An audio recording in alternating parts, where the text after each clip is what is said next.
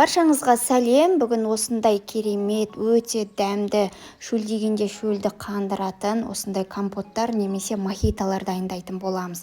Алдымен банкамызды стерильдейміз, жақсылап жуып, оны булап аламыз. Мен әрдайым чайникке булаймын, ішіне крышкаларын салып, үстіне банканы бірден қоямын.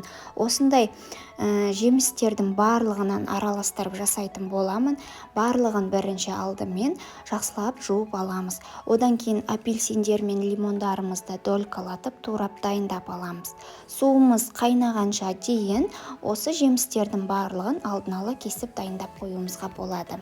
Одан кейін дайын болған банкаларымызды шетінен барлығын бірден стерильдеп дайындап қойдым.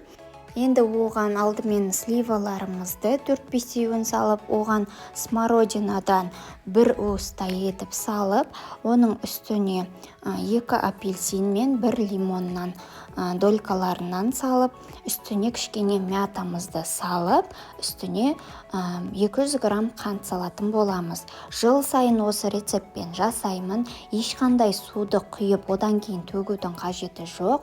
Бірден осы дайын болған жемістердің үстіне қайнап тұрған ыстық суымызды толтырып, банканың бетіне дейін құйып, бірден жаба қоямыз. Ешқандай атылмайды, дәлелденген, тексерілген рецепт. Қорықпай дайындай беруіңізге болады.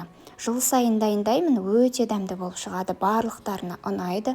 Үйдегі адамдардың барлығы да сүйсініп ішеді, әсіресе қою тамақтан кейін, еттен кейін қыстың күні рахатын көретін боласыздар. Бетіне дейін ыстық суымызды мінекей толтырып құямыз да, бірден крышкасын жаба қоямыз. Және де достар, менің каналымда плейлист бөліміне өтсеңіздер, қысқа дайындалған арнайы салаттардың, компоттардың түрлері өте көп, кіріп қарасаңыздар болады. Және де достарыңызбен де бөлісе отырыңыздар. Қазақ тілді каналдың дамуына үлесіңізді қоса отырыңыз. Менде крышканы жабатын құрал осындай бұралады. Оны үстінен басып тұрып, бұрауымыз қажет, сол кезде ауасы кіріп кетпейді. Өте оңай жабылады.